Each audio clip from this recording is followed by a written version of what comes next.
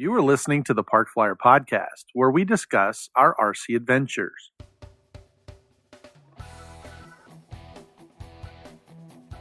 Welcome to the Park Flyer Podcast, where we discuss the ups and downs of the new RC Flyer. Join your hosts, Michael and Jay, as they take flight at the park. Now on with the show. Hi, everybody. Welcome to the Park Flyer Podcast. I'm your host, Jay from the hills of Texas. And with me today is my good buddy. I'm AK Mike in Texas. All right. Hey, Mike. Well, as you can see, this is an unusual thing. It's you and I, and the normal host of the show is gone. Where'd he go? Or he's not here. Wait. I think I heard a rumor. Well, it could be one of two things is kind of the way I'm going to look at it. It was either he had work or some kind of secret operation. I'm not really sure. I'm leaning towards work, but it could be secret operation. I don't know. I don't want to start. It could be the nut gossip. and cheese incident all over again. What year was that? 2019? I can't remember. Something like that. Oh my God, that's terrible. Well, unfortunately, Mike can't we're be horrible with us human today, beings. So horrible human beings. But we're funny. Yes, looking anyway. Anyway, well, we're filling in, and we're doing what we have to do here to bring premium entertainment to our listeners and of our podcast. So, buddy, you came down and you came and visited me. In fact, you had an epic trip across the country and saw I did. Basically both of us, Mike, me, and also Eric from Eric. That's right. That's right. Yeah, that's right. So, and even though it was specifically for place. family, you guys have been included in my family trip because I guess the majority of the trip was you guys. But I really went to see my daughter who lives in Arizona. And that was I really had a great time with them, her and her husband, and we had a good time hanging out together and their dogs, and it was a good time. But yeah, so it's a long drive, Jay. That's a lot of hours to drive from Dallas to Arizona. I don't know, some 20-some or something. I can't remember what it was. 15. I think it was 15. But I decided to stop. Yeah, it's almost 30 hours round trip, right? Right, and I decided to stop midway, and Eric was nice enough to put me up at his place, and I got to meet his wife and 2 kids, awesome people, the whole group, and we had a good time there, and then I drove the rest of the way the next day, went to go see Mike and hung out with him before he had to go to work. He works a lot. He does. And then that's why he's not here. What's that? Yeah. I said that's why he's not here, so yeah. Yeah, he does. He works a lot. So it was a great time. And then I got to fly my since I drove, I got to fly my paramotor up there as well, and that was good fun. Unfortunately, we didn't get to do any RC stuff while we were there because Mike was pretty busy when I got there doing other stuff. We worked on some stuff in his house together, too. But, next time I come up, which will be, I think I'm going up for AEF. So we'll have some stuff to do. I mean, hopefully we'll have some stuff to do then. Awesome. Well, you rounded out your trip by stopping here. You went kind of out of your way and came through my place on the way out or way home and spent a couple of days here. And we actually got into a bunch of stuff. So why don't we tell the audience a little bit about that? Well, that was some shenanigans. I mean, when I got there, what I like about going to your place, Jay, is that we almost always have one day of good weather, at least, and so we get to go and hang out and fly. And when I got there, though, you had this. I was like, hey, I got this idea. I want to build these. I found these gear for a Cub. And you and I, over the years, and I think anybody who's owned a Fun Cub, have, struggled with the way the gear works on the Fun Cub, how it splays out, and the wires don't really hold it well. Of course, my ability to fly it also impacts that.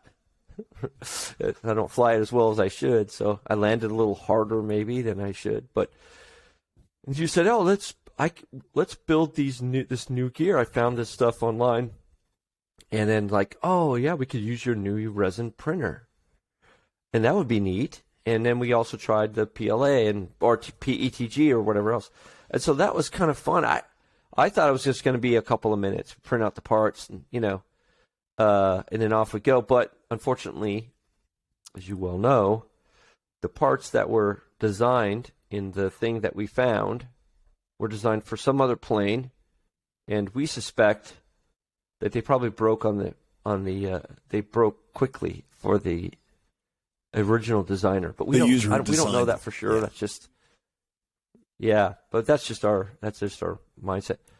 So Jay, what was your thought like as I came over about what that was going to like? Did you have an imagination of how long it was going to take, or what we're going to have to do to get all that done, or what was your thinking? No, right? So whenever you do these projects, you go, oh, this is going to take X hours, right? And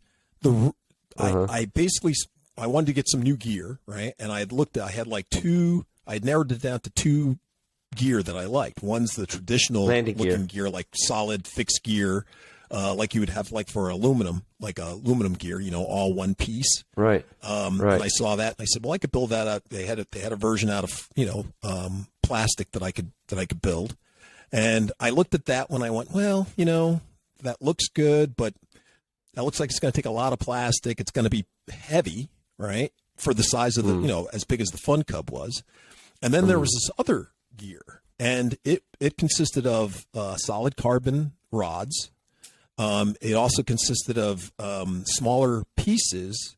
And what I liked about that was, I would have to scale the other version to fit my Cub, Fun Cub. And with the smaller version, all I would have to do is print out the pieces and then just adjust the rods to fit the Fun Cub, right? And I kind of thought about it, and I go, well, it's lighter, solid carbon, 4mm carbon rod's pretty stout, and it has elasticity. And I was like, so I was like, and two, it looked good. You know what I mean? It has it looked more and I was original or. Yes, most, and it was the better looking of the two, in my opinion. And I figured, how long is that going to take? Because you just put these pieces together. It's like 8 pieces total or so, 10 pieces. And I figured, once we get that figured out, it'll be no problem to put it together, size it up, get it to fit on the Fun Cub. It'll be pretty easy, as opposed to waiting, 10 hours to print out the other version, right, on the printer. So I was like, sure. I'll do this. Plus, like you said, for Christmas, you and Mike had gotten me some new resin for my resin printer. It was like ABS-like resin, so it was a little flexible and harder material than the typical resin that you get with the resin stuff, which is really brittle. I mean, it's hard. If you make a small piece, it's great. Right. It feels really, really hard, but it can shear and it cracks like glass or like crystal, and it's just really weird when it'll happen. You just don't know if there was a poor layer line adhesion or whatever, and so it'll crack along that layer. But right. I was kind of excited to use this stuff. So like I said, I was thinking, it's not going to take any more time. I'll do it in the resin, because like a resin printer, if it says something's going to take an hour to print, you can print one item or you can print 12 items, whatever you can fit on the build plate. And I was like, this will be great, because we can make all the parts that we want, and then in 1 hour I can have all the pieces and parts. And that part was pretty much true. Right, for the printing, I don't think we had too much problem once we actually set to go print something. We didn't have. I think maybe we had one failure, but pretty much we were able to make multiple except parts. For me, we had me no messing up the printing. machine. Yeah, that's true, but that's neither here nor there. Those things happen. So this was all going great from that standpoint. The problem that we ran into, of course, was the actual logistics. You look at the pictures, right? And the guy just wrote a little paragraph about it, but didn't go into any great detail. And that was the part that we struggled with, right? Because, it looks great in the picture. We see all the parts. And actually, we couldn't see all the parts in the pictures, right? So then we were trying to figure out, hey, we have an extra piece. Where does this go? And what does this do? And where should it go? To how do we make this fit on, in the same location, about the same place? How do we figure this out? And luckily, you kind of had an idea of what to do with there. And like I said, this was one of those projects I'm glad I had one of my friends with me, because we were able to power through it and get it made. Right. So why don't you tell them like what you did, and and where I was just kind of like, just throw it together, we'll figure it out. And that wasn't quite the right answer. Well, I think for me it was like, okay, well, since we don't know where the parts, we kind of know where the parts go. It doesn't really give you instructions about what to do. It's certainly not like a 1, 2, 3 kit, and which is kind of the fun of doing a DIY kit. Is you got to figure some of the stuff out. But there were some significant things that we had to figure out. Like we didn't know the distance between one thing and the next thing, and we didn't know what size of the plane the guy had, and we didn't know like all the things. So you had that great idea of getting bamboo sticks, and that actually made the project go a lot faster, because we didn't want to cut up carbon rod and it being wrong. And then right. So we put the bamboo sticks together and got kind of mocked it up a little bit, and that helped us figure out, we just have to do this and this will work. And so in the end, it just took time to figure all that stuff out. What does this need to be if this is true? What does this need to be if this is going to be true? And so once we figured it out, I think our biggest struggle would have been the rubber banding to make the stuff be stiff. So when I think we went out to the field after we put it all together. We're like, okay, let's go try this. And it was awesome because it bumped along on the grass and nothing broke off, which was fun. And then you started flying around, and it was the perfect day to be doing a test flight. And you were flying it along, and then you said, okay, well, I'm going to come down for a nice, easy landing. And you sure did. And it was a beautiful landing. A typical Fun Cub landing. But the wheel broke off. It's like, what happened? Like, you did not come down hard. What happened? Nope. It wasn't crazy. It wasn't like I was screaming out of the sky. Bounced at 5 feet off the ground. It wasn't exactly a super gentle landing, but for the Fun Cub, it was nothing crazy for a landing. Sure wasn't. And the gear folded up. So and the funny what we thing learned is that was the part. Well, the funny thing was the part that broke was not the part we expected to break. Like we had speculated before we flew. Yes, that was the surprising. Yep, that was the most surprising part of it. It wasn't the part that we expected to break. It was a clearly other part we thought was kind of beefy, but we had to go back later on. We had to go back and beef it up. And I think the material. Because we were using we did it all in resin. Right. We did it all in resin. And like I said, we thought the part was going to be stiff enough, strong enough. It felt strong enough, and it felt like it gave enough that it wouldn't break, but it really wasn't. Did. So we had to go back and redesign.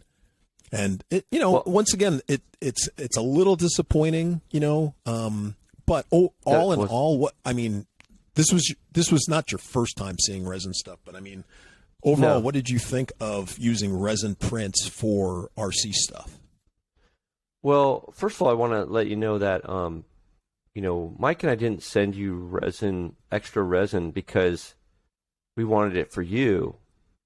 Really, well, and this is, I can't speak for Mike, but for me, I did it for me. So I was like, I'm going to be at Jay's. I'm going to get him some resin so that we can, because Jay, like me, is like, well, if there's 10 cookies left in the cookie jar, I'm only going to eat 9 of them. I'm not going to eat that last one because then I won't have any.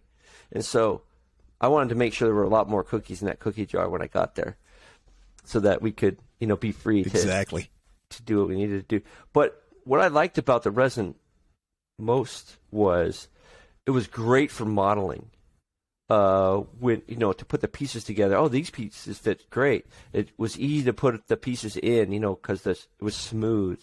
And the problem with FDM printing is it can be kind of bumpy, and you have to maybe sand it or do some other things to make it smoother.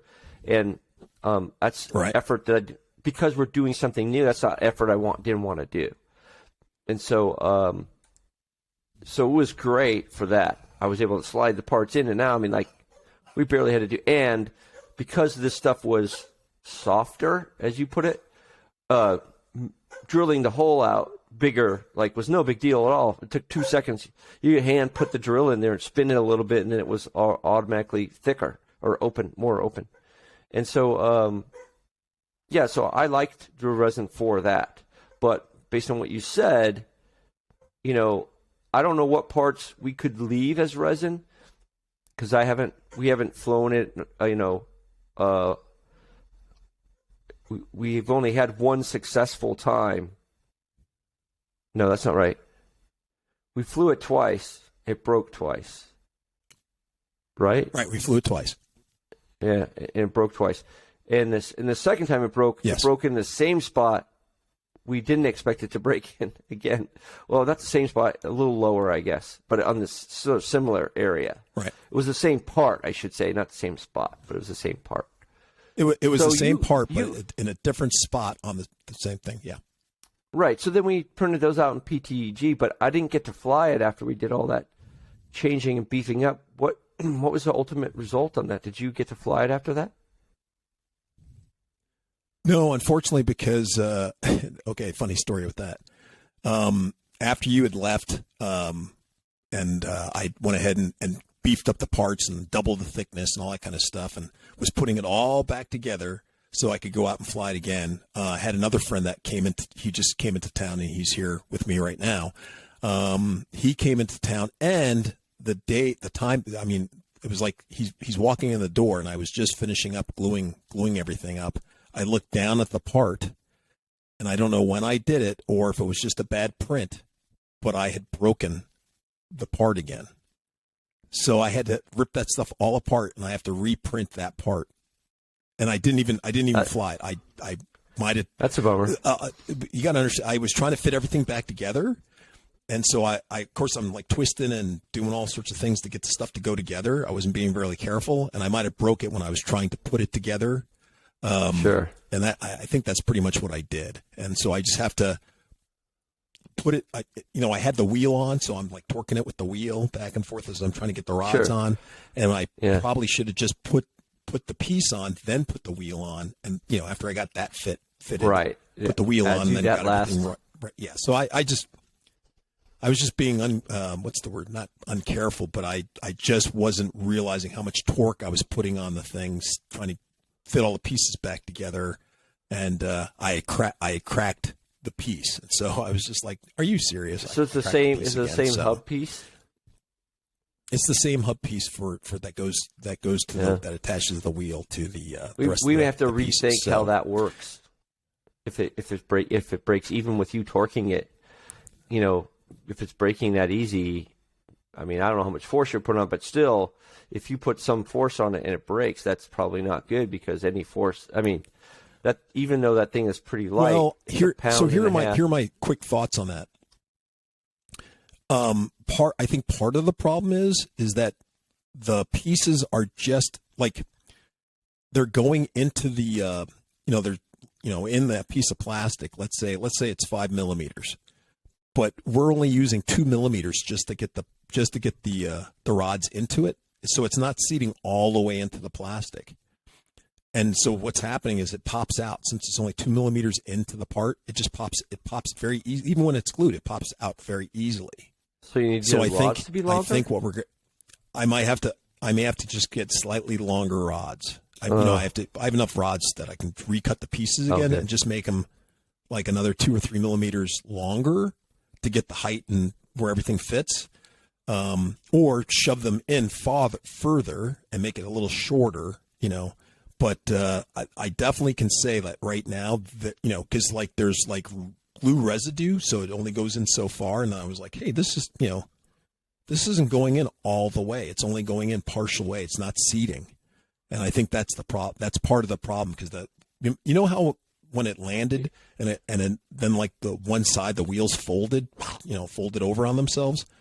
It's because I think it lands kind of, does the little hop or whatever. Then the rods are coming out of the hub, and then the wheel folds because they're not in all the way, and they can pop the glue joint really easily. And I think that's what's happening. So I think we have to definitely make sure they're seated all the way because they're not getting seated. I can just tell. When you talk about popping the glue joint, and I kind of think E6000. I mean, maybe the glue we're using is too brittle, and we need to use something like E6000 to glue that stuff in. Maybe, but I just don't. Maybe. I don't know. I really don't know. I mean, like I said, I think we got to get it seated all the way into the part first. Yeah, well, I agree with that. I mean, there's no question that's an issue. Or we can make the part where the tube goes in longer on the part. So instead of having to recut rod, you could just adjust the part to make the tube be extended further up. Yeah. Well, like I said, I think it's we've always had the wheel on the hub prior to putting it all together. That's how we were kind of just doing it. Just, because you were working on one part, I'm working on another part. The hub and the wheel together, right. Sub-assemblies. And so the stuff I just felt it was easier to put the hub on it first. All together. Mm-hmm. Yes. And I think that's part of the problem. So I think if we get all the parts fitted and all in well, I think that'll cure a lot of the issues we're having. So, okay. So I'm just going to go ahead and that'll be interesting make to sure find out. The parts are what I also wonder is that if I think there would be some pictures we could post about the different parts or whatever, and maybe some of our listeners had some ideas about what we could do to make that better. Maybe someone like Eric or some of the other folks who do this kind of thing might want to speak up to what we could have done better to make that work and not fail easily, or some ideas. Be sure to go to our Facebook page and leave some remarks, and we'll put some pictures out for those guys. Absolutely. Yeah.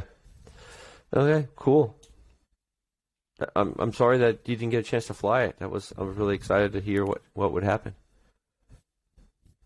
Yeah, I am too. But I'm glad I caught that little break before I put it together. I would have just go out there and I put it on the ground and it goes, I'm like, come on. Because I did what you said before. I was doing like a little drop test in the house to drop it to see if anything was breaking, and it looked okay. And like I said, I was the rods popped out because they weren't glued in, and then I was refitting them back in. I go, it's broken right here at where the rods go in. These things aren't going in all the way. It didn't get a chance to seat. So it might have broken. It might have broken during the drop test as well. It might have, but when I did, when I was doing the drop test, when once the rods pop out, the wheel collapses. So and it has the rubber band, so that's right, and that breaks it. That breaks it. So it might have put a crack in one of it, or it could have been that the printing itself might have had a bad layer line, and that's how it is. It's like an egg. If there's a crack there, that's where it's going to follow that crack. So, but anyway, I think I thought about the idea too of putting resin on the outside of that. What do you mean? Use some not resin, epoxy is what I meant. Oh, okay. And coating it? Yeah, because I mean, like you said, it's layer lines, and they're not necessarily all, if they didn't come together right, the layer lines could separate. So if you put epoxy in there, then it'd be harder for it to separate. That's true. Well, anyway, this kind of brings up the great debate that people are having, between, like I said, with FDM printers and now with the new resin printers coming out for, making parts, actual practical parts with things. And I still have to say, I think the strength still goes to the FDM, for printing this stuff. But I will have to say the resin printers, just like this last month, there were some great deals. You can get a resin printer. It's not the super fanciest one, but you can get a very basic resin printer for $100. And like I said, the biggest thing that I learned, was that the cool part about the resin printer, if you're making parts and you need a lot of them, or you're making something, I don't know, like let's say you were making the little wind turbulators that go along the leading edge. like on some Cubs, that go, or those little vortexes. If you were like making a part like that, it doesn't take like a lot of structure, type stress, but you need to make like, 12 of them. Well, you could fit 12 of those on your build plate on a resin, even the little small resin printers easily. And it would make them in, like half an hour or 15 minutes, and they would be perfect. That's the part that I just, resin printers set up, they print out perfect. There's no post production things you have to, like you said, like sanding or taking off little nubs or anything. Most of them come out, usually when something fails, it fails horribly. And for, like I said, when you make 20 prints of something, pretty much all of them are identical and they look beautiful after you clean them up in the alcohol or whatever. And that's the strong suit to this thing. So I definitely say for our hobby, resin printers have a place for sure. If you need multiple parts quickly. Oh, I totally agree. I mean, even if you look at the idea of making pilots or other things that have some. Pilots. Yeah, if you were making pilot buses or stuff like that, yes, absolutely. It's definitely a key player for that, And like I said, it doesn't. I shouldn't say it does it faster. They're about the same speed as an FDM printer. It's just that you can. Where FDM printer, you only print one thing, and with the resin printer, the way it does the light, it doesn't care if it has multiples. It takes the same amount of time to make 20 as it does to make one, and that's a game changer to me. That's very cool. I agree with that. And they don't have to be the same part. I agree with that. They can be different parts as long as they all fit on there. It does the machine doesn't care. Right. So I hope to hear more about your birthday. Maybe. What I'm really looking forward to hear, though, is how things go. How things go for you as you put those parts together, and give that plane one more fly to see if the changes you made, because you did beef them up quite a bit. Those changes impacted you. But I still think the idea of doing the drop test before you go out there is the best way to save some time, because you drop from 6 or 8 inches up. That's a possibility. I know I land my plane that way sometimes. Just sort of stalls in midair. Yeah, no problem. I'll definitely do that. Good stuff. Although I keep getting confused, even though we've gone over it a zillion times. I keep getting confused on the left and right part, for the wheel, for those mounting thing, which one's left and which one's the right one. Even though I look at the part and I go, yeah, this is the left one. This is for the left side. It's on the left wheel. And then I go in and try to pull the file down and I pull out the wrong file when they print the wrong thing. So I'm just like, I'll have to just keep printing 2 of these things every time just to make sure I get the right one. Keep messing that up. You have a pile of lefts and a pile of rights. Yes, that's what I'm doing. Well, hey, dude, looking at our time, we've zipped through another half an hour, zip zap, very quickly. Oh, well, good. Did you have anything else you wanted to add before we took off? No, just that I'm excited for the new year, and I hope everybody's building a project or working on something during the wintertime here and prepping for spring, which isn't that far away. Well, and Arizona Electric Festival, I mean, hopefully our listeners are all planning to get ready to go to that so that we can see what they're doing. Yeah. Absolutely. I'm looking forward to it. Anything else you wanna let everybody know, or? No, that's it. That's it for me. All right. Well, from Jay from the hills of Texas, and and AK Mike in Texas. We'll catch you in 2 weeks. Let's fly.